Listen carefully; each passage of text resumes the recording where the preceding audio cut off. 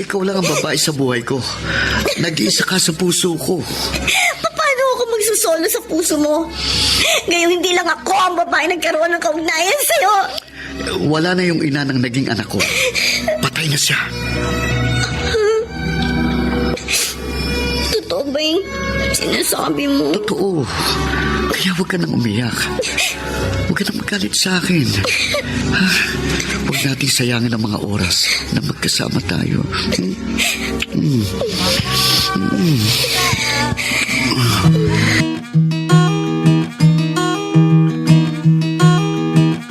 Hindi lahat ng kwento,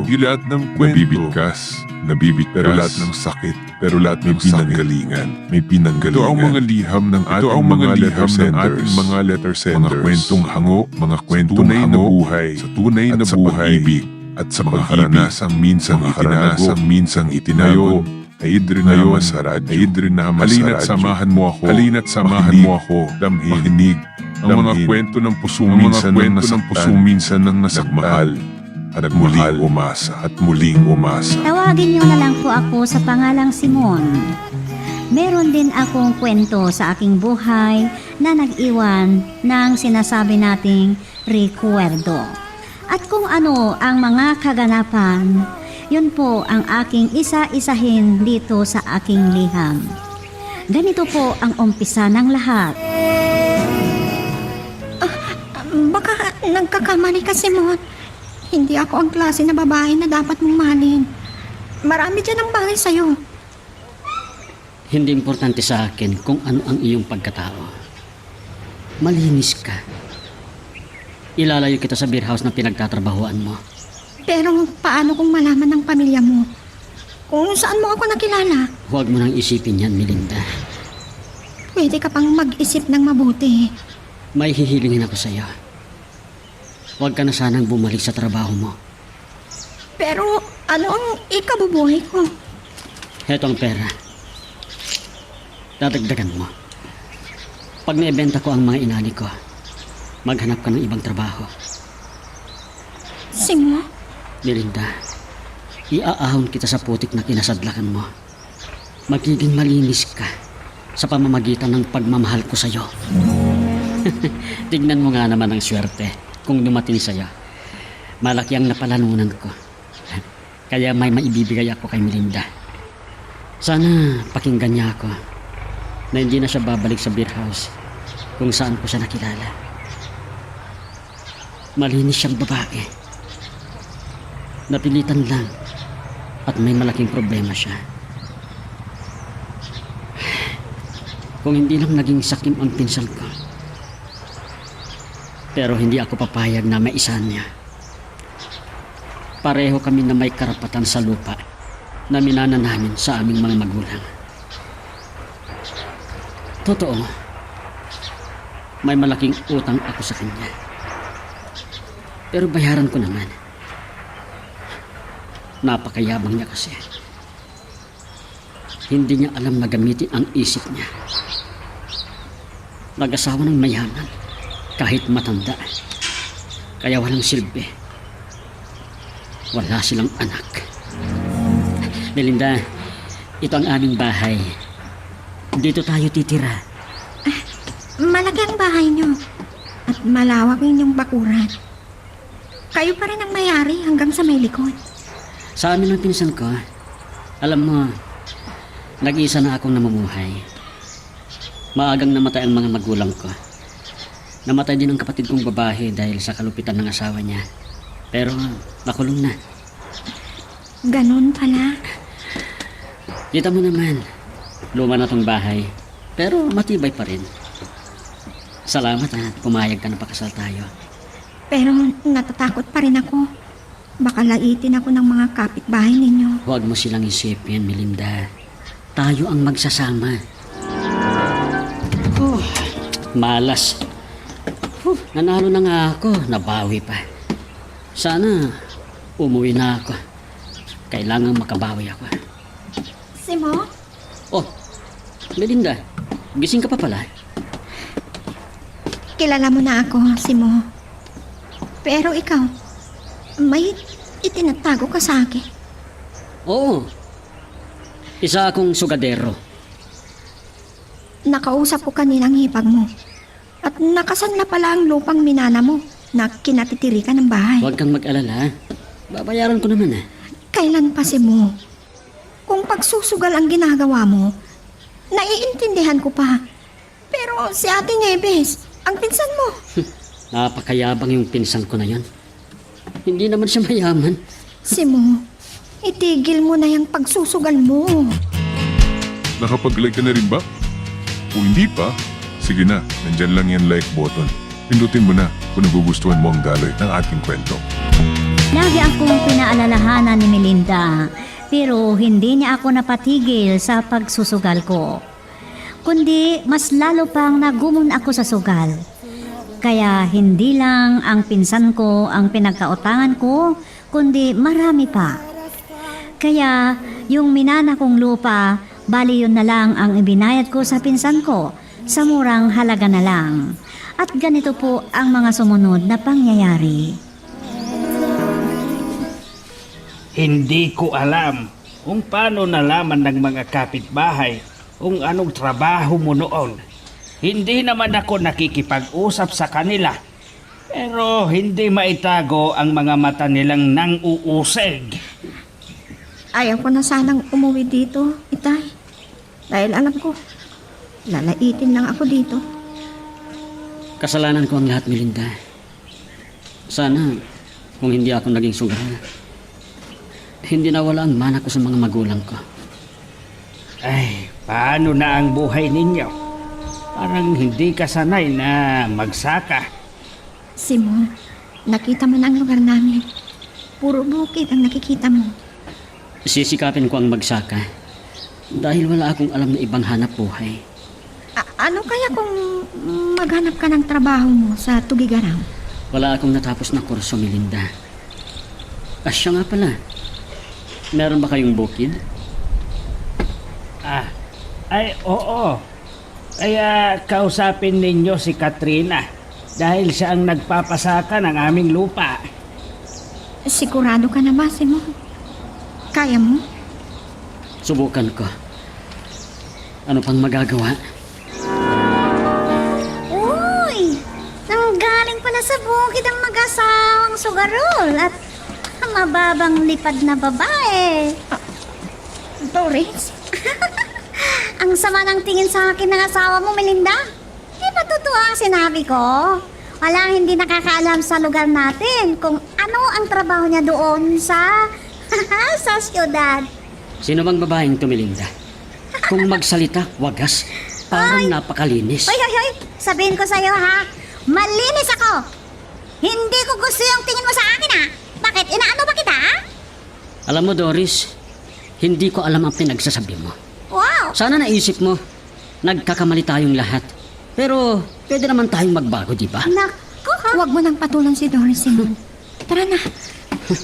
Ay, naku talaga. Bagay kayong mag-asawa. Ay, talagang palaaway si Doris. Kahit lalaki, hindi niya inaatrasan. Magsalita si Doris. Parang napakalinis niya, Itay. At hindi siya makatao. Sige, pabayaan na ninyo siya. Ang pinakaayaw ko, Itay, yung nilalait ang asawa ko. Ano man ang narinig mo, ay huwag mo nang pansinin, Simon. Isipin mo na lang ang buhay ninyo. Totoo ang sinabi ni Itay, Simon. Pakinggan natin ang pangarap niya. Sa bagay, bisita lang ako dito. Mahirap pag may mali akong masabi o magawa. Alam naman nila, isa akong sugadero. O siya, iwan ko muna kayo dito at itutuloy ko ang aking pagluluto. Ako na lang magtutuloy ng niluluto niyo, Itay. Wag na, dahil kagagaling lang ninyo sa bukid. Magpahinga muna kayo. Hinintay kong tumilang ulan pero hindi naman na tumigil. Kaya napilitan na akong nagpaulan. Pero malakas ang ulan. Nakakatakot kung kumikidlat. Parang gusto kong sumigaw. Kaya nagkulong na lang ako sa kwarto natin. Lalo na't buntis ka. Paano kung mabigla ka? At baka kung ano pang mangyari sa'yo at sa pinagbubuntis mo. Hindi naman siguro. Sige, tanggalin mo na yung damit mo at maligo ka na para hindi ka magkasakit. Hindi naman sana. Ay, mahirap magpa-doktor. Napakahirap ang buhay. Nararamdaman mo na ngayon dahil may asawa ka na. At wala pa tayong anak. Oo nga, Melinda. Ngayon, pinagsisisihan ko na ang lahat. Ginabi na ako. Lalo na't may lagnat pang anak ko. Si Melinda, masama pang pakiramdam. Ah, si Doris tong masalubong ko. Uy, ang sipag mo naman, Simon. Parang siyang ang anak mo Magtatanim pa kasi ako ng kamatis at labanos bukas, Doris. Ay, mahirap ang buhay namin dito sa lugar namin, ano. Kung hindi ka pa sana umalis doon sa lugar ninyo, di tuloy pa rin ang trabaho ni Melinda. Pwede ba, Doris? Tumigil ka na sa pananalita mo. Lalo na sa asawa ko. May anak na kami. Sigurado ka ba na anak mo yun, ha, Simon? Baka ibang ama. Ano bang pinagsasabi mo, ha? Oh, sige, umuwi ka na. At hinihintay ka na ng asawa mo. Ay, buhay. Sobra ng taong yan, ha? Parang nanunukso lagi.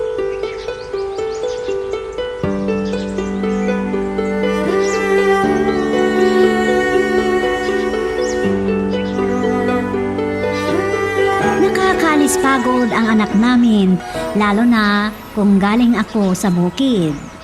Naaaliw ako, lalo na at lalaki ang panganay namin. Lumipas ang panahon hanggang naging 3 ang aming anak. At doon nararamdaman ko na ang hirap ng buhay at may pagkakataon na natutulala ako sa pag-iisip kung paano kaya namin bubuhayin at mabigyan ng magandang kinabukasan ang mga bata. Hanggang kinausap ako ng aking asawa. At ganito po ang mga pangyayari. Tay, mamaya nga po na ako pupunta sa bukid. Kayo muna ang bahala sa mga apo ninyo. Dahil kukunin ko ang padala ni Melinda at ibabangko ko na. Buwan-buwan na nagpapadala ang asawa mo, Simon. Sinabi ko nga po, ipunin niya ang sweldo niya. Hindi bale at malakas naman ang kita sa taniman ko. At marami din ang naani mong palay. Mabuti at matyaga ka rin na magsaka. Kinakailangan po, itay. Yan din ang alam kong hanap buhay. Oh, sige anak. Magtiis ka muna, ha? Opo, tay. Sige po. Alis na po ako. Babalik din ako agad. Masinsinan ang pag-uusap ni na Doria at itay. Hindi nila napansin ang pagdating ko. Ano kayang pinag-uusapan nila? Pangit pa lang ugali ng Simon na yun, ano? Nako, Hindi kayo hahatian sa pinadala ni Melinda. Hindi na bale at kumakain kami lahat. ako palang topi ko nila. Nagbibigay din ng konti. Eh, yung anak ninyo, ang asawa lang importante sa kanya. Yung ginamit ang pera sa pagsusugal lang. Walang Bait hiyang na Doris si yan. Simon. Wala na siyang panahon para magsugal. Ito pa. Ito pa. Sinisira niya ako. Kunin mo ito. Ay, oo nga pala. Uy, hindi sa akin nang galing ito, ha? Nabalitaan ko, binalikan daw na anak ninyo ang dating gawain niya. Ay, Simon, nandiyan ka na pala, anak. Itay, Ay, Simon! Andyan ka na pala. Uy, parang pagod na pagod ka sa ganyang itsura mo, ha? Ang bilis ng pagtanda. Naku. kailangang maghanap buhay ako para hindi nila sabihin na umaasa ako sa asawa ko. Hoy Doris, pupunta ako sa bahay ninyo. Ha? At bakit? Asos! Baka makarating kay Melinda. O kaya kung sinong magparating sa kanya. At iba pang iisipin na makakita sa atin. Ganyan ang walang magawa, Simon. Huwag mo nang patulan ang babae na yun. Ikaw ang iniisip ko, Melinda. Ayaw kong masama ang tingin nila sa'yo. Mahirap talaga. Lalo na kung may masama tayong nakaraan. Mananatiling petlat sa pagkatao natin. Huwag mo nang isipin yan. Bahala na sila. Basta wala akong masamang ginagawa. Oo nga pala. Ano bang plano mo? Malapit nang matapos ang kontrata mo. Uuwi ako dahil sabik na akong makita ang mga anak natin. Pabili ng alak, Aling Pilang. Subukan ko ngang uminom. Ay, oo naman, kasi marami ka ng pera. Ay, ikaw na ang sigurado sa buhay ngayon. Oh, Doris, nandyan ka pala. Sensya na, hindi kita nakilala. Ay! Ba't naman hindi ka na pumupunta dun sa bahay? Tinatanong ka ni Melinda. Okay, pupunta rin ako. Hindi ko pala maharap ngayon. Hindi na magtatagal ang bakasyon niya. Babalik din agad. Halika, sabay na tayo. Pagtiyagaan mo munang alagaan ang mga anak natin, Simon. Pasensya ka na. Saglit lang ang bakasyon ko. Kung maaari lang sana, huwag ka nang bumalik sa abroad. Pero, naiintindihan naman kita. Para na rin sa magandang kinabukasan ng mga anak natin. Ayoko na sanang lumayo. Dahil masakit sa akin na lumaki ang mga anak natin na wala ako sa piling nila. Wala tayong pagpipilian, Melinda. Dahil pareho tayong mahirap lang ang buhay. Simon, pareho tayo na may pinagdadaanan. At hanggang ngayon, may mga tao pa rin nananlait sa atin. Alam mo, Melinda, kung hindi lang dahil sa'yo, hindi ko pa sana nakita ang mali ko. Hindi ko kaya noon, pero napagtiisan ko.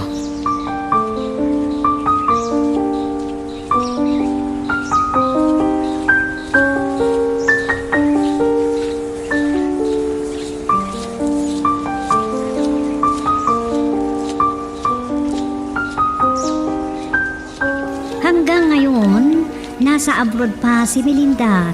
At sa pamamagitan ng pagtutulungan naming dalawa, nagkaroon kami ng sariling bukid. At ito ang itinuturing kong rekwerdo. At hanggang dito na lang, salamat sa inyong pagsasadula sa aking kwento ng buhay na nag-iwan sa akin ng rekwerdo. Ang nagpapasalamat, Simon. Hanggang dito muna ang ating kwento. Pero huwag kang bibitaw, kapatid. Marami pa kaming inihanda para sa'yo. Kaya hanggang sa susunod na drama, adios. Itay, bakit hindi positibong isipin ninyo sa halip na negatibo? Matanda na ako. Nagiging sakitin na. Mas mapapanatag ang loob ko kung kapiling ka namin ng inay mo. Para rin po sa inyo ni Inay. Kaya gusto ko magbaka sakaling mapaganda ang buhay natin. Basta, huwag kang umalis dito sa probinsya. Itay! Yun ang desisyon ko. At hindi na magbabago. Kahit na ano pa ang sabihin mo.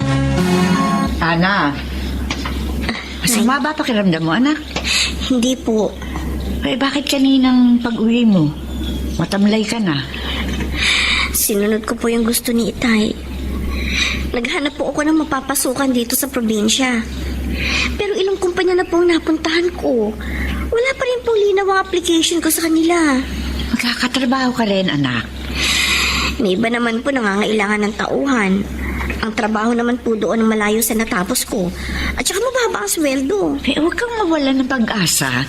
Hindi bali po sanang ang maging trabaho ko hindi ang aking pinag-aralan. Basta maayos naman ang kikitain ko para makatulong po ako sa inyo ng Itay. Bukas makalawa, baka may mapasukan ka rin. Mas malamang po na magkatrabaho ako ng maganda kung nasa Maynila po ako. Eh, kaso nga, anak, ayaw kang payagan ng itay mo na umalis dito sa probinsya. Baka naman po. Pwede niyong pakiusapan ng Itay na payagan ako. Pero anak... Sige na naman na, tulungan niyo na po ako. Kasi naman masayang lang po ang pinag-aralan ko.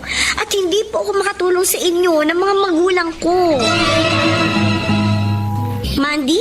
Mandy Alejo? Yung kaklase ko sa high school na may pagka-silahis noon? Oo, Ana. Ako nga. Silahis pa rin ako hanggang ngayon. Akala ko kung sino na yung tumawag sa cellphone ko, ikaw lang pala. Ikaw ang kabady-body ko nung nag-aaral pa tayo. Kaya nang magkatrabaho ako ng maganda dito sa Maynila, ikaw ang pilit na hinahanap ko. Mabuti na trace ko kagad ang pangalan mo sa Facebook. Kaya tawagan kita. Nasa Maynila ka na pala. Mahigit 1 taon na. Noong unang salta ko rito, nahirapan ako. Pero nang magkaroon ako ng trabaho na maganda, naging maayos na ang buhay ko. Buti ka pa. Kaya nga tinawagan kita eh. Baka gusto mong lumuwas dito sa Maynila para magkasama tayo. Hindi ko lang gusto, Mandy. Gustong gusto ko. Kaya lang, matutulungan mo ba akong maipasok sa maayos na trabaho?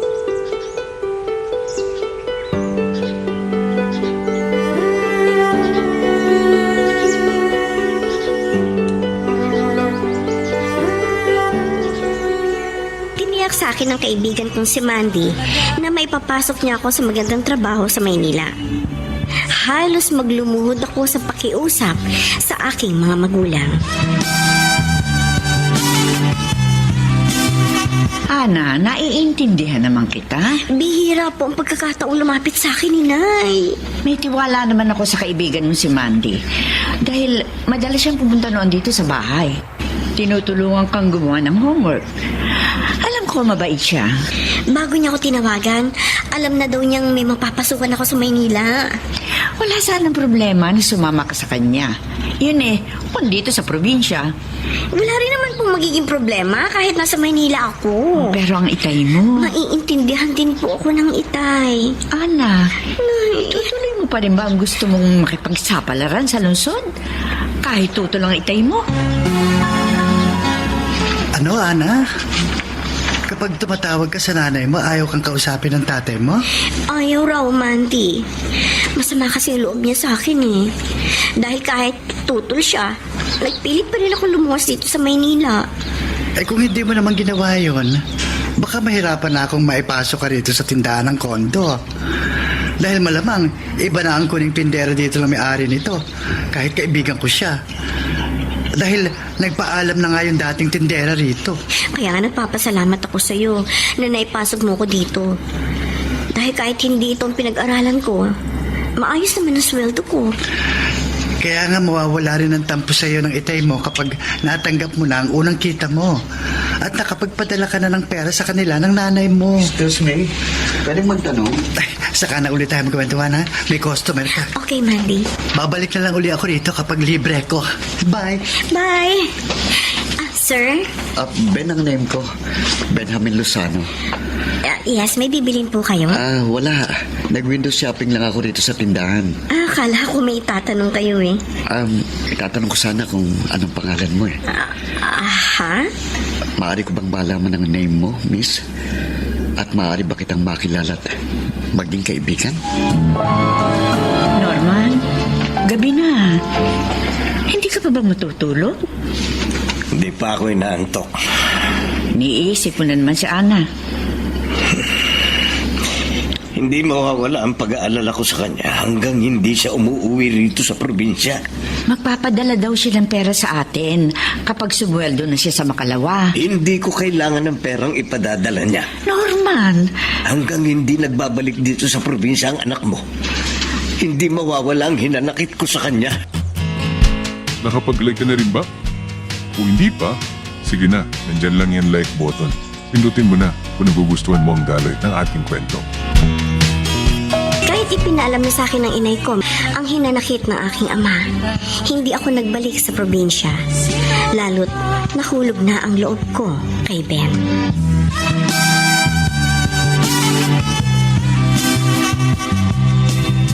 Ano ka ba naman, Ana? Mahigit 1 linggo pa lang nanligaw sa iyong Ben na yun. Nakipagrelasyon ka na agad sa kanya.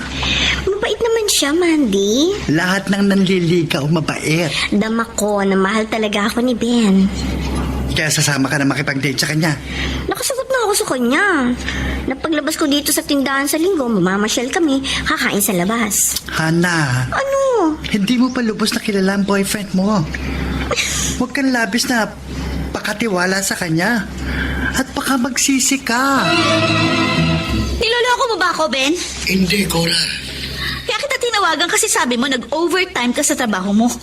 Pero sabi naman nung kasama mo kanina ka pa daw lumabas sa opisina. Trabaho ang pinuntahan ko, sideline ko. Nasa ka? Saan na tayo mag-usap? Ben! Hello! Kapatid ko ang kausap ko magbibigay sa akin ng sideline na trabaho. Teka lang! Ben! Hello! Ben!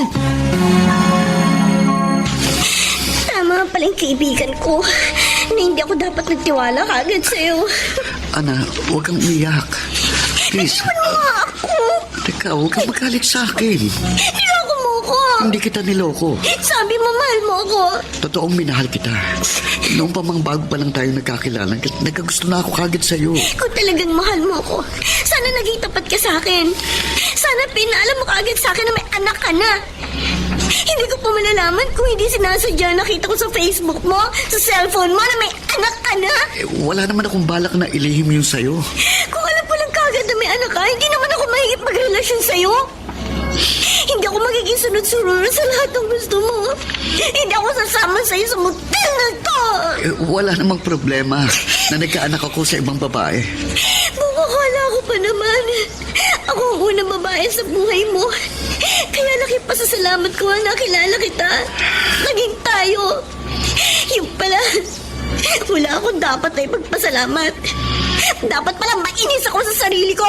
Mahiya ako sa ibang tao dahil naging tanga ako.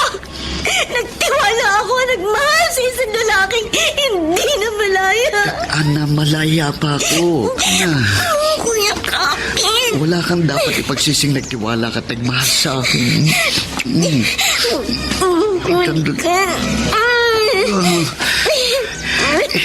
Ikaw lang ang babae sa buhay ko. Nag-iisa ka sa puso ko. Paano ako magsusolo sa puso mo? Ngayon hindi lang ako ang babae nagkaroon ng kaugnayan sa'yo. Wala na yung ina ng naging anak ko. Patay na siya. Totoo ba yung sinasabi mo? Totoo. Kaya huwag ka nang umiyak. Huwag ka nang magalit sa akin. Ha? Huwag nating sayangin ang mga oras na magkasama tayo.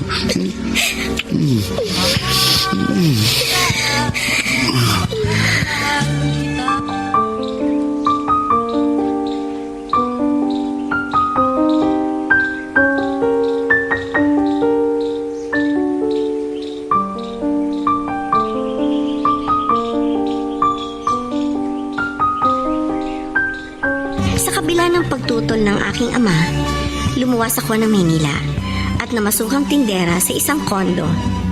Doon ko nakilala si Ben na naging masugid sa panliligaw sa akin at nahulog ang loob ko. Kaya nakipagrelasyon ako sa kanya. Subalit matapos kong ipagkatiwala sa kanya ang aking sarili, saka nalantad sa akin na may asawa at anak na ang boyfriend ko. Norman! Norman! Bakit masama ang tunog ng ubo mo? Wala ito. Ano ba wala eh? Hirap na hirap ka. Nasa mid lang ako. Ang mabuti pa, huwag ka na muna magtrabaho ngayon sa bukid. Hindi maaaring hindi ako magtrabaho. Nagpapadala naman ng pera sa atin si Ana. Huwag mo ang banggitin sa akin ang babaeng yun. Hanggang ngayon ba naman, masama pa rin ang loob mo sa kanya? Wala siyang respeto sa akin. Mabait ang anak mo. Binaliwala niya ang pagiging magulang ko. Gusto lang ng anak mo na makatulong sa atin. Pues gawin niya ang gusto niya. At bahala na siya sa buhay niya. Ben, bakit nagbibihis ka na naman? May lalakarin ako, Cora. Kararating mo lang, aalis ka na naman. Kailangan eh. Di ka na natigil dito sa bahay. Ayaw mo? Ganado akong maghanap ng sideline na trabaho. Trabaho nga kaya yung pinagkakaabalahan mo. Ano ba sa akala mo ng bababae ko? Ikaw makakasagot sa tanong mo. Tigilan na nga natin ang pag-uusap na ganyan. Baka malasin lang ang magiging lakad ko. Minsan mo na ako niloko, no? Matagal na yon at hindi na naulit yon. Kapag wala akong ginagawang masama ko, huwag mo akong pagdudahan. Kundi magtatalo lang tayo. Mag-aaway lang tayo. Hello? Ano po yun, Ninay? Dadali niyo sa ospital ang itay? Oo, Ana. Ipapacheck up ko siya. Kasi hindi na nawala yung pag-ubo niya eh. Mabuti pa pala naisipan kong tumawag sa inyo. May pera pa naman kami ng itay mo. Natira pa doon sa huling ipinadala mo sa amin. Magpapadala po ulit ako sa inyo, Nay. Pwede pa naman ako mag-advance sa boss ko eh. Baka wala na matira sa sweldo mo. Hindi, okay lang po yun. Ang importante, may paggamot yung itay. Para hindi na po lumala kung ano man meron siyang karamdaman. Rafael, malaki pala ang gasto sa pagpapacheck up dito sa ospital. Marami kasing kailangan gawing pagsusuri sa Norman eh. Para matukoy kung ano ba yung sakit mo. At saka dito sa private hospital, ang gusto ni Ana na ma-check up ka. Eh, kung ako masusunod, sa government hospital na lang ako magpapagamot. Norman naman. Ayokong umasa kay Ana. Maisip ko lang ang suwain na anak mong yon. Sumasama na ang loob ko.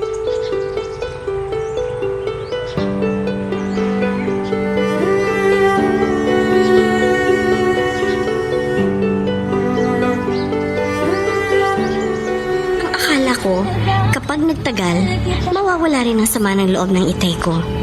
Subalit sa pagdaan ng mga araw, nanatili ang hinanakit niya sa akin. Kaya naging problema ko rin ang itay bukod kay Ben. Hoy, Ana! Mandy, ginulat mo naman ako. Ay, kasi habang nakatayo ka dyan sa tindahan, parang wala ka sa sarili mo. Hindi naman. Anong hindi? Eh, nakalapit ako sa'yo nang hindi mo na mamalayan.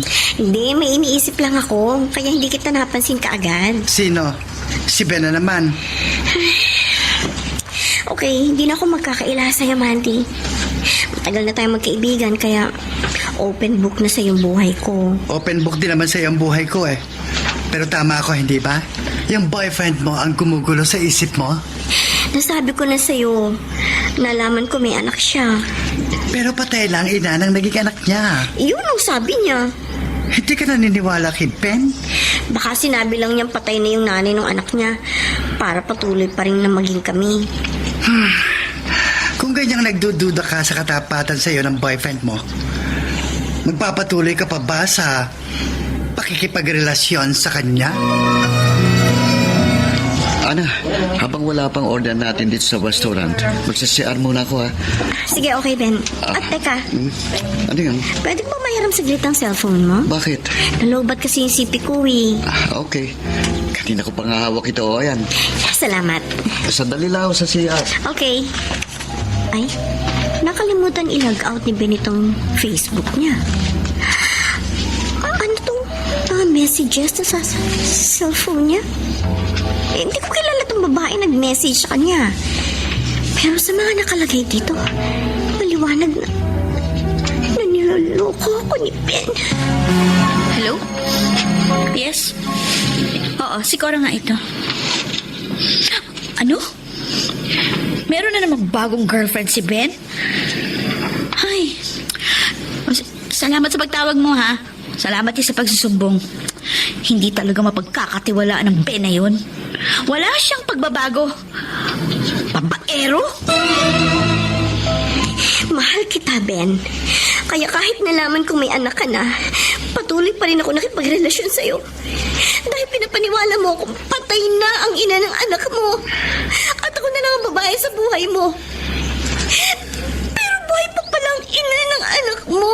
Ana, inamin ko lang yun sa'yo para hindi mo na ako kulten tungkol sa kanya. At hindi mo na sa pagselosan pa. Dahil matagal na kaming wala na. Oo, maaari totoo matagal nang wala na kayo ng ina ng anak mo. Pero hindi totoo ako lang ang babae sa buhay mo. Dahil bukod sa amin ang naging ina ng anak mo, may iba ka pang karelasyon. Wala naman akong balak itago yun sa'yo. Sinabi mo lang yan dahil nabuko na kita. Pero ang totoo, wala kang balak ipaalam sa akin ng tungkol sa inyo ng ibang girlfriend mo. Nagkataon lang na nakalimutan mo ilagaw tong Facebook mo. Ha? Kaya nang hiramin ko cellphone mo, nabasa ko sa Facebook mo ang mga messages niya ng babaeng girlfriend mo na pala bago palang naging tayo. Ana, hindi natin siya dapat pagtalunan. Napakasakit ang ginagawa mo sa akin, Ben. Ana. Sobrang sakit. Nakapag-like ka na rin ba? Kung hindi pa, sige na, nandyan lang yung like button. Pindutin mo na kung nagugustuhan mo ang daloy ng ating kwento. Hindi ako nakapagpigil na inusig ko si Ben matapos kong mabistong buhay pa ang asawa niya at bukod sa akin, meron pa siyang ibang girlfriend.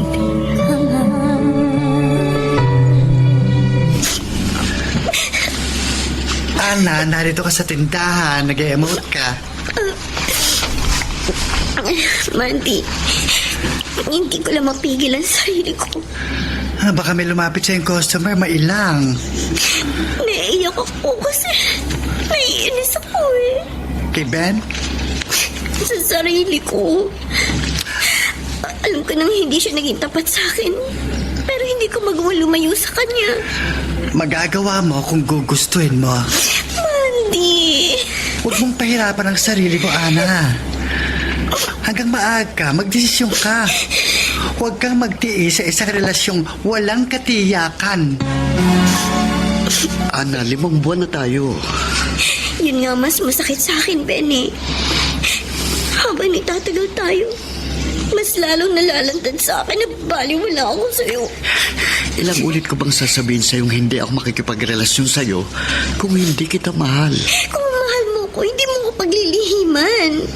Hindi mo ako papapaniwalain na nag-iisa lang ako sa buhay mo, sa puso mo. Na isa palang malaking kasinungalingan. Kasalanan ko bang natuto pa akong magmahal sa'yo kahit may ibang girlfriend na ako? Ano magagawa ko, Ana? Hindi kita gustong paglihiman. Ayokong masaktan ka. Pero nang maging tayo, hindi ko kayang mawala ka pa sa akin. Naging alipin ako ng pagmamahal ko sa'yo. Kahit pa totoong mahal mo ko, hindi ko matatanggap na may kaagaw ako sa pagtingin mo. Anong gusto mong sabihin? Ito na ang huli natin pagkikita, Ben. Ana, mahal mo ko. Kahit mahal kita, ayoko na masaktan pa. Kaya kahit masakit sa akin, tapos na sa atin ang lahat. Break na tayo!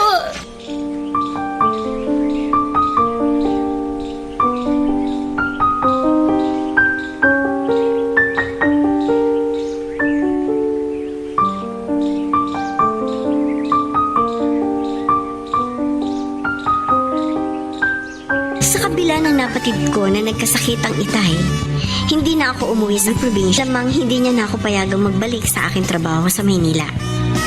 Si Ben naman ay nagpatuloy sa paglilihim sa akin. Subalit nalantad sa akin na bukod sa buhay pa ang kanyang asawa ay may iba pa siyang karelasyon bukod sa akin. Kaya nakipag-break na ako sa kanya. Ana? Oh, kumusta ka na? Mabuti po, Nay. Maayos naman po ang trabaho ko. At okay lang po ako dito sa tinitirhan ko. Ay, mabuti naman kung ganun. Ang itay po. Eh, dahil doon sa perang ipinadala mo sa amin, naipagamot ko na siya. Nakabili na ako ng kanyang gamot. Mabuti na po ang kalagayan ng itay. Awa ng Diyos, hindi na siya ganong inuubo. Hindi na siya nahihirapan na gaya ng dati. Inay, Oh, anak, kailan ka ba uuwi rito sa atin? kapag nakaluwag-luwag po ako ng oras, Inay. Nangungulila na kami ng itay mo sa iyo. Namimiss ko na nga rin po kayo ng itay. Eh, sana naman, paminsan-minsan. Magbakasyon ka rito sa atin ng ilang araw. Hayaan niyo po. Yan po ang pagsisikapan ko.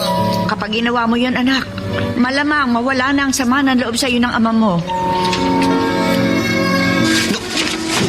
Sige, sige. Panggigilan mo pa yung mesa. Sirayan mo pa lahat ng gamit dito kung gusto mo. Kapag hindi ako nakapagtimpe, Cora, talagang mag-uuramentado ko. Uy, ikaw pa biganang magalit? Eh, ikaw nga yung gumagawa ng katarantaduhan. Wala akong ginagawa ng kawalangyaan o katarantaduhan. Eh, alam kong hindi magsisinungaling yung nagsumbong sa akin na nakita ka na may kasamang ibang babae, Eh, no? di maiwasang magkaroon ako ng kasamang babae dahil kung sino-sino kinakausap ko para magkaroon ako ng sideline sa trabaho. Sinabi ko na sa'yo, Ben, ha? Sa lahat ng ayoko, yung niloloko ako. Sinabi ko na rin sa'yo na huwag mo akong pagbibintangan ng hindi ko ginagawa at mag-aaway tayo. Sige lang, malalaman ko din kung nagsasabi ka nga ng totoo. Cora! Kapag napatunayan ko na niloloko mo ako, tatapusin ko ng lahat sa atin! Norman, inuubo ka na naman. Mawawala rin ito. Hindi ka naman pumapalya sa pag-inom ng gamot mo, pero hindi pa rin lubusan gumagaling ang sakit mo. Ewan ko nga ba. Madalas kasi nag-iisip ka eh. Hindi ko maiwasan. Sabi ko na sa iyo, huwag mong problemahin si Ana. Kahit naghihinanakit ako sa kanya, hindi ko maiwasang mag-alala pa rin sa kanya. Maayos daw naman ang kalagayan niya sa Maynila. Yun ang sabi niya sa'yo kapag tinatawagan mo siya. Hindi ka naniniwala sa anak mo. Anong malay natin kung nahihirapan siya ron?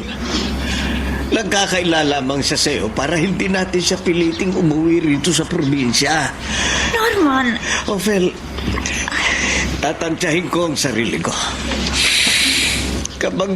Kapag umigi-igi na ako, luluwas ako sa Maynila. Aalamin ko ang totoong kalagayan ni Ana.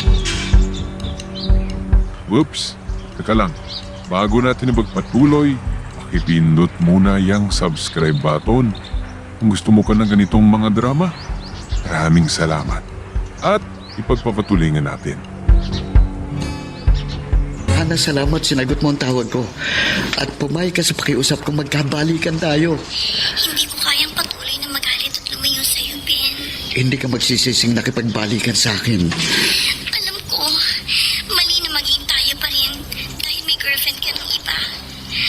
Pero, bahala na. Paano? Paano?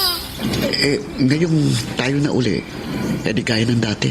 Magiging madalas na naman ang ating paglabas. Kasi sa ilang araw nating hindi pagkikita, miss na kita. Lalo yung ginagawa ko sa'yo na ayaw mo pero gusto mo rin. Ano ayaw ko na gusto ko rin? Ano pa? Di yung ginagawa ko sa'yo, nagagapusin ko ang mga paa mo. Saka kita kikilitiin. Yun ba? Akala ko pa naman kung ano na yung tinutukoy mo. Ano bang nasa isip mo? Ana, Inay! Mano po? ay kaawaan ka ng Diyos. Pasok ko kayo. Maupo ko kayo. Mabutit napasyal kayo dito sa tinitirahan ko. talagang pinuntahan kita, anak. Alam mo naman may sakit ang itay mo. Siya nga ang gustong dumalaw sa iyo pero hindi niya kaya. Naparito po kayo sa kondo. Nagpapadala naman ako sa inyo ng pera kapag sweldo ko. Hindi lang pera ang kailangan namin, anak. Gaya ng itay mo, matanda na rin ako. Hirap na ako mag-alaga sa itay mo. Itadalawa na nga lang kami sa bahay. Parang alam ko na po ang gusto ninyong sabihin. Anak, kailangan ng itay mo ang pag-aalaga. Kapag umuwi po ako sa atin at nag-asikaso kay Itay, siguradong papalitan po ako ng amo ko sa aking trabaho at mahihirapan na po ako makatagpo uli ng maayos na hanap buhay. Kahit pa paano, makakaraos tayo sa pagtitinda-tinda ko ng ulam. Kapag umalis po ako sa trabaho ko, mahirap na ako makabalik pa. Ana, mas pahalagahan mo pa ba ang trabaho mo kaysa sa magulang mo? Hindi naman po sa ganun. Pero kapag umuwi po ako, natatali na ako sa pag-aalaga kay Itay. Hindi na kami magkikita ni Ben. Ha? Anong ibinulong mo? Wala po, Nay. Ang sabi ko po, mahirap nang mawalan ako ng trabaho. Lalo po sa panahon ngayon. Hindi talaga kita mapapakiusapang umuwi sa probinsya. Pasensya na po. Inaasahan pa naman ng itay mo na pag-uwi ko makakasama na kita. Dahil sabi ko sa kanya gagawin ko ang lahat para mapakiusapan kang umuwi sa atin. Sorry po talaga. Wala kang pagmamalasakit sa ama mo. Nay! Mas mahalaga pa sa'yo ang trabaho mo kaysa magulang mo, Ana. Makasarili ka. Wala kang kwentang anak.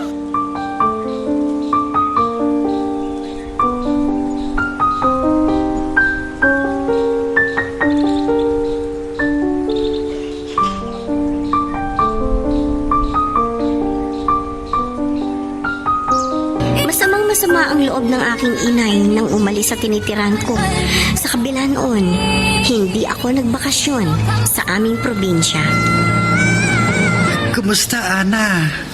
Mandy, okay na ulit kami ni Ben. Nakipagbalikan ka sa kanya? Sabi ko nga sa'yo, na kay Ben ang kaligayahan ko. Pero nasa kanya rin ang paghihirap ng loob mo. Baka sakaling magbago pa siya. Ay, naku, ewan ko. Pero ang isang lalaking babaero, mahirap nang magbago. Hindi naman lahat siguro. Ikaw ang bahala. Mandy, dahil sa pagmamahal ko kay Ben, kaya lagi ko siya binibigyan ng pagkakataon. At lagi akong umaasa na magsasawa rin siya sa kanyang paglalaro sa pag-ibig. Sana nga, Ana. Sana nga. Bakit ngayon ka lang dumating, Ana? Matagal na panahon mo na kaming tinikis. Lalo na ang iyong ama. Inay, pasensya na po.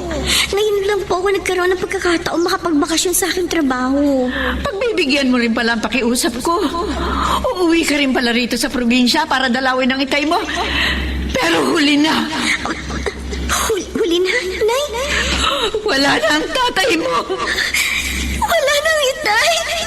Bago ka dumating, sinumpong siya na kanyang sakit. Tuluyan na siyang nalagutan ng hininga. Hindi! Itay! Ayan ang ama mo sa kwarto, Ana. Wala na siya buhay. Itay! Itay ko!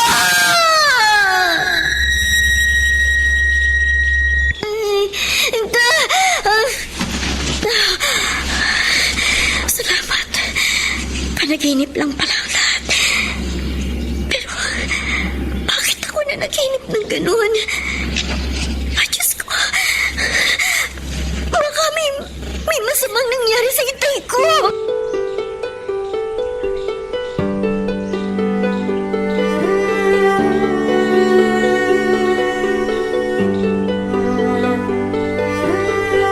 Nasaktan ako nang makipagkasira kay Ben.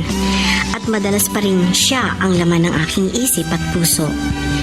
Kaya nang tumawag siya sa akin, muli akong nakipagbalikan sa kanya. Kasunod noon, dinalaw ako ng isang masamang panaginip na may masamang nangyari sa aking ama. Ikaw ay ibigin ko. Opel, sabi mo ba kay Ana na madalas sumasakit ang likod at dibdib ko? Ay, oo, Norman. Pinaalam ko rin sa anak mo na kahit nakainom ka na ng gamot, panay pa rin yung pag-ubo mo. Hindi ko kasi mapigil ang pag-ubo. Hindi na yata gagaling ang sakit ko. Ay, huwag ka mawala ng pag-asa. Gaya ng dati, teka. Hahagurin ko ang dibdib at likod mo. Habang nagtatagal, lalo ako nanghihina. Lalong lumalala ang... Kagaling ka rin. Lalakas ka rin. Gagaling ako kung nandito si Ana. Bakit ba hanapin mo ang wala? Kailangan ko nang mag-aasikaso sa akin. Ano ka ba? Narito naman ako Naawa ako sa iyo. Sabihin mo lang sa akin kung ano gusto mo. Gusto kong bumago ng higa. Ganun ba? Pero hindi ko kayang kumilos mag-isa. Aalalayan kita. Gaya ng dati. Oo, kumapit ka. Dahan-dahan. Ayan. Lalo kumikirot ang dibdib at likod ko. Basta sabihin mo lang kung anong pwesto ang gusto mo. Aalalayan kita. Hindi ko maintindihan ang katawan ko. Kahit maayos ang pwesto ko, nakakaramdam ako ng kirot. Kaya gusto ko ng pabago-bagong posisyon. Maya't maya gusto kong maupo o mahiga, pero pag ikaw ang nag-aasikaso sa akin, nakikita kong nahihirapan ka rin. Ano ka ba? Huwag mo ko intindihin. Pero matanda ka na rin. Sa kaunting kilos mo, madali ka nang mapagod at hingalin. Makapagtitiis ako. Kapag nakikita kong nahihirapan ka sa pag-aasikaso sa akin, lalo akong nahihirapan. Ano magagawa natin? Ayaw ni Anang umuwi para alagaan ka. Anong klase siyang anak? Mas pinahahalagahan pa niya ang trabaho niya kaysa sa magulang niya. Wala siyang utang na loob. Utang niya sa atin ang kanyang buhay. Durugin man ang mga butot laman niya, hindi pa rin siya makakabayad ng utang na loob sa atin. Norman. Kailan siya uuwi? Kailan niya ako bibigyan ng halaga kaysa sa trabaho niya? Kapag huli na ang lahat, kapag patay na ako?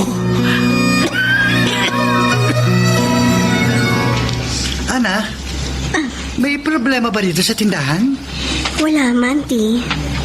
Huwag mo sabihin bago lang kayo nakakabalikan ni Ben, may problema ka na naman sa kanya. Hindi. Okay na kami ni Ben. Tiniyak niya sa akin na wala nang ibang babae sa buhay niya, kundi ako na lang. O anong dahilan ng kalungkutan mo?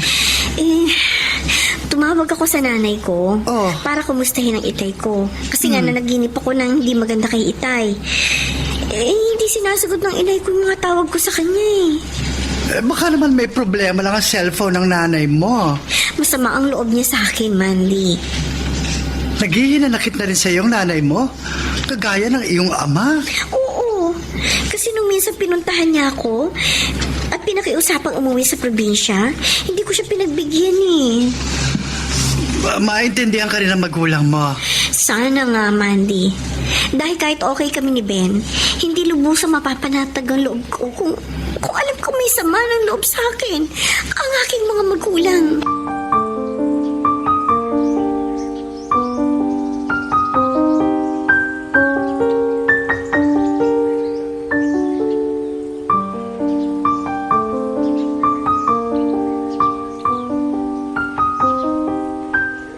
Upang mapanatag ang loob ko, umasa na lang ako na isang araw mawawala rin ang hinanakit sa akin ng mga magulang ko.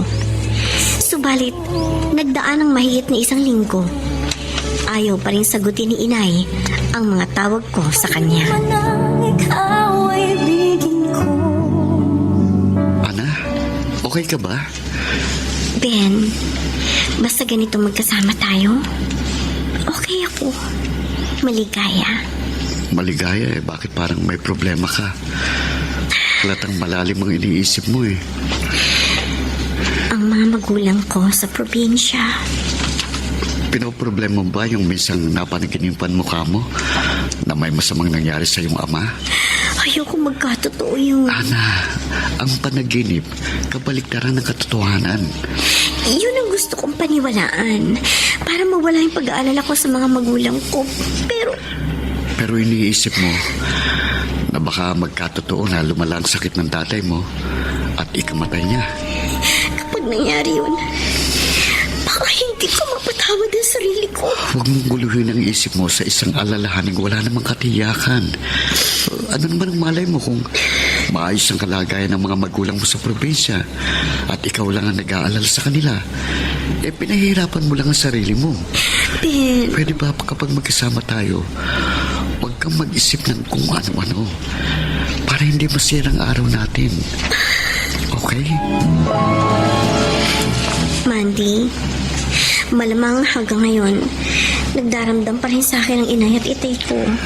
Malamang yun, Ana. Hindi ko kasi mapagbigyan ng pakiusap nilang umuwi ako sa amin at mag-alaga sa itay ko. Maiintindihan pa sana kita kung ang trabaho mo ang talagang dahilan kaya hindi ka makauwi sa inyo para mag-alaga sa mga magulang mo.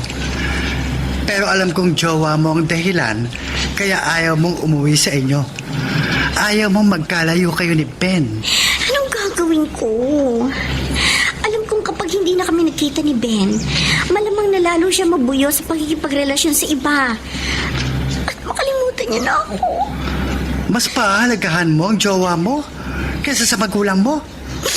Tapos ngayon, iiyak-iyak ka. Ayoko mawala sa akin si Ben. Ipaglalaban ko siya. Kaya hinirap ko yung cellphone niya. Para ano? Para malaman kung FB account ng ibang girlfriend niya. At para maipost ko sa FB ko yung mga litrato namin. Pagkatapos, i-add ko sa mga friends kong ibang karelasyon ni Ben. Para malaman na bukod sa kanya, may iba pang girlfriend na boyfriend niya. Kapag ginawa mo yun, malamang mag-aaway si Ben at yung ibang jowa niya. Yon talaga ang gusto kong mangyari. Ang mag-away sila. At magkahiwalay. Para masolo ko si Ben. At wala na akong maging kaagaw sa puso niya. Walang iya ka! Aliko! Bakit mo ako sinampal? Kulang pa yan sa ginawa mong panluloko sa akin! Teka, hindi kita maintindihan. Huwag ka lang magmaang-maangan pa! Bistado ko ng bukod sa akin, meron ka pang ibang girlfriend! Sino nagsabi sa'yo? Huwag mo nang alamin kung sino nagsumbong! Malinaw ang mga pictures nyo ng Ana na yon na nag-add at nag-post sa mga picture nyo sa FB ko! Magsyota kayo! Si Ana? Oo! Ano ang pangalan ng ibang syota mo? Para pag pinagmamalaki sa akin yung mga retrato nyo na magkasama kayo? Walang niyo ka! Walang niyo! Cora, tama na. Tama na! Ayusin ko ang problemang ito! Wala ka na ayusin! Ha? Tapos na sa atin ang lahat! Nakapag-like ka na rin ba? Kung hindi pa, sige na, nandyan lang yung like button. Pindutin mo na kung nagugustuhan mo ang daloy ng ating kwento. Gaya ng nais kong mangyari, nagkalabuan si Ben at ang iba pa niyang girlfriend. Yun din ang inasahan ng kaibigan kong si Mandy.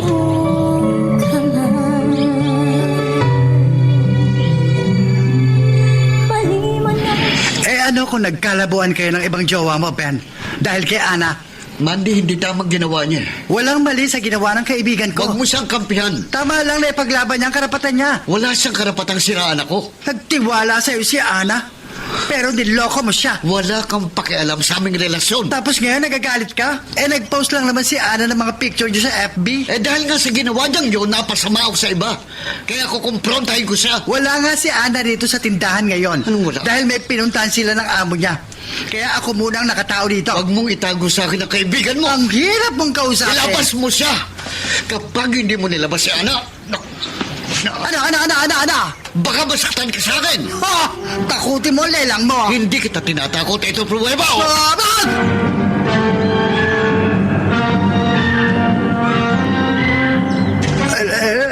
Teka na, hayaan mo malagyan ko ng gamot yung black eye mo. Walang yung Ben na yun. Kung hindi siya nakaalis agad sa tindahan matapos niya akong sapakin, ipapupulis ko siya. Kakahiya naman sa'yo. Pati tuloy ikaw nadamay sa problema namin ni Ben. Kung tutusin, wala kang poproblemahin, Ana. Kasi nakipag-break ka na sa babaerong jowa mo. Bakit kasi nakipagbalikan ka pa sa kanya? Yaan mo, kumprontahin ko siya sa pananakit niya sa'yo. Ang dapat mong gawin, makipag-break ka ulit sa kanya. At huwag na huwag ka na makikipagbalikan sa kanya kahit kailan.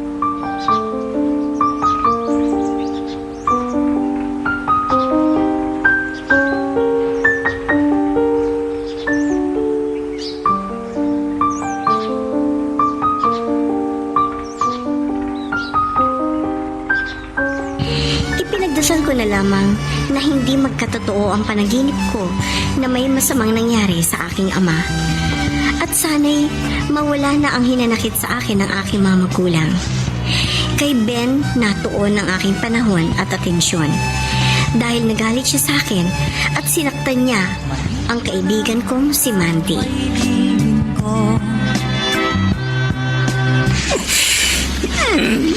Norman? Masama na naman ba pakiramdam mo?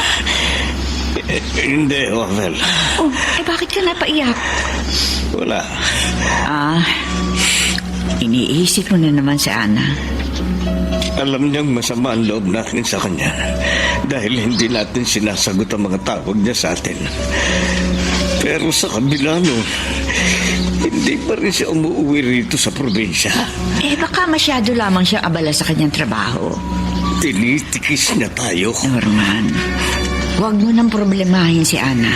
Masakit. Masakit, Ofer.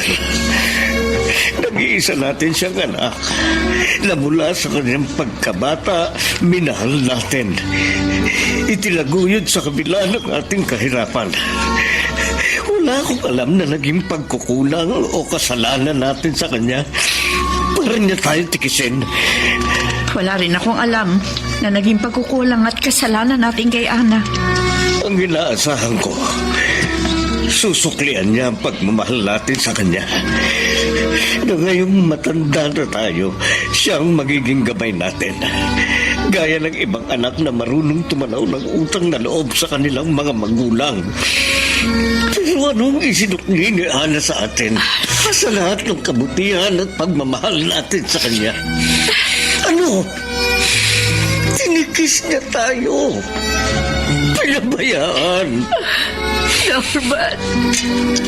Kinalimutan na tayo ng ating anak, Ophel.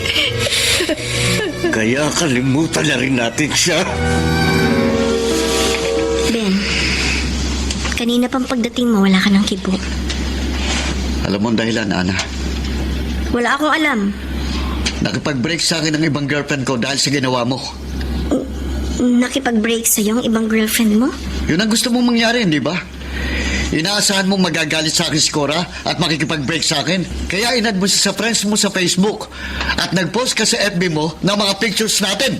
Ipinaglaban ko lang ang karapatan ko. Wala kang karapatang sirain ang relasyon namin ni Cora. Bakit wala? Ha? Alam na alam mong una kami nagkarelasyon bago maging tayo. At dahil mahuli akong dumating sa buhay mo, ipapaubayan na lang kita sa kanya? Hindi! Hindi mo naman, bros. Nana, kapag hindi ako nakapagtimpit, talagang... Ano? Sasaktan mo ko? Ha? Sige! Saktan mo ako! Saktan mo ako hanggat gusto mo! Ano? Dahil na ginawa mo kay Mandy, sige! Sundupin mo ako! Ano pang hinihintay mo? Sige! Kahit narito tayo sa tinitiran ko, saktan mo ako kung gusto mo! Patayin mo na ako! Para matapos ang paghihirap ng loob ko dahil sa'yo! Patayin mo na ako! Kung inaakala mong tapos na sa amin ni Cora ang lahat, dahil sa ginawa mo, nagkakamali ka. Hindi ako pumayag sa gusto niyang mag-break na kami. Kahit anong gawin mo, hindi mo kayang sirain ang relasyon namin. Hindi! Walang iyak! Huwag mo akong murahin! Dahil sa'yo! Dahil sa pagpapalag ako sa relasyon natin, naging sunod-sunuran ako sa lahat ng gusto mo! Sagdulang mapabayaan ko ang mga magulang ko! Pagkatapos, ito pa ang isusukli mo sa lahat ng pagmamalasakit at pagmamahal ko sa'yo! Ito pa! Ang ipamukha sa akin na mas mahalaga sa'yo ang babaeng iyon kaysa sa akin!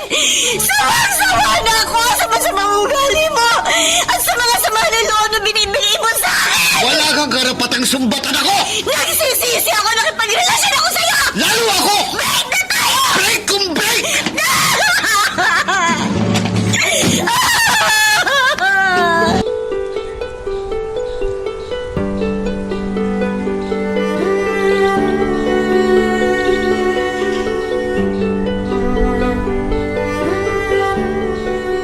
Higit ang naging kirot sa puso ko sa pangalawang beses na nakipagkasira ako kay Ben. Dahil ipinangako ko sa aking sarili na hindi na uli ako makikipagbalikan pa sa kanya.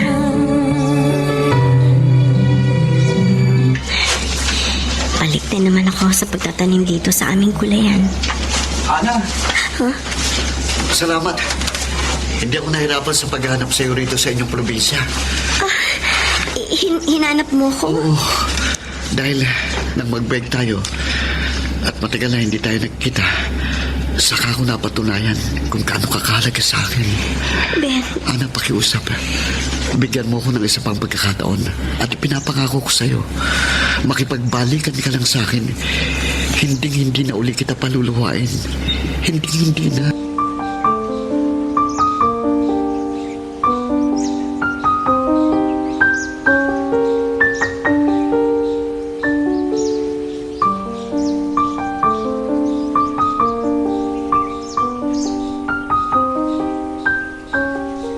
Desidido na ako na burahin na si Ben sa isip at puso ko. Subalit nang dumating siya sa probinsya namin, muli akong nakipagbalikan sa kanya. Ben? Cora? Cora? Nagbalik ka? Oo. Hindi ko pala kayang mawala ka ng tuluyan sa buhay ko. Nakipag-break ka na sa akin. Hindi na mauulit yun. Kahit dalawa pa kami sa buhay mo, okay lang yun sa akin. Tanggap mo yun? Oo. Kahit napagtawanan pa ako ng buong mundo. Ang importante, hindi ka tuluyang nawala sa buhay ko. Hindi. Pasangkrus talaga sa buhay mong benayon, Ana. Nakipagbalikan ka na nga sa kanya sa ikalawang pagkakataon. Sumira na naman siya sa pangako niya sa iyo. Kaya nga kita tinawagan. Kahit nagkaayos na kami ni Ben, nalaman ko nakipagbalikan na naman siya sa dati niyang girlfriend na si Cora. Wala na talaga siyang pagbabago. Napakaraming sama na ng loob ang dinanas ko kay Ben. Kaya nga dapat matuto ka na. Makipag-break ka na sa kanya ng tuluyan. Ewan ko kung magagawa ko yan. Kailangan gawin mo para sa kabutihan mo. Para matapos na ang problema mo kay Ben. Hindi. Ang pag-ibig ay sadyang ganyan. Sinunod ko si Mandy. Sa pangatlong pagkakataon, nakipagkasira ako kay Ben. Ang hindi ko maintindihan, kahit wala na kami, kahit marami siyang nagawang mga pagkukulang at pagkakamali sa akin, namimiss ko pa rin siya. Mahal na mahal kita, Ben. Maging sino ka man.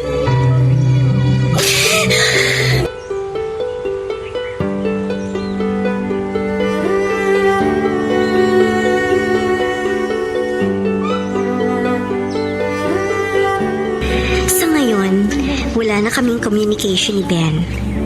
Ang hindi ko lang matiyak sa aking sarili ay kung kaya ko bang tuluyan na siyang burahin sa puso't isipan ko. Kahit na alam kong hindi lang ako ang naging babae niya. Mahal ko pa rin si Ben. Mahal na mahal. Salamat sa pagbibigay daan mo sa akin, Liam. Nagpapasalamat, Ana. Hanggang dito muna ang ating kwento. Pero huwag kang bibitaw, kapatid. Marami pa kaming inihanda para sa'yo. Kaya hanggang sa susunod na drama, adios.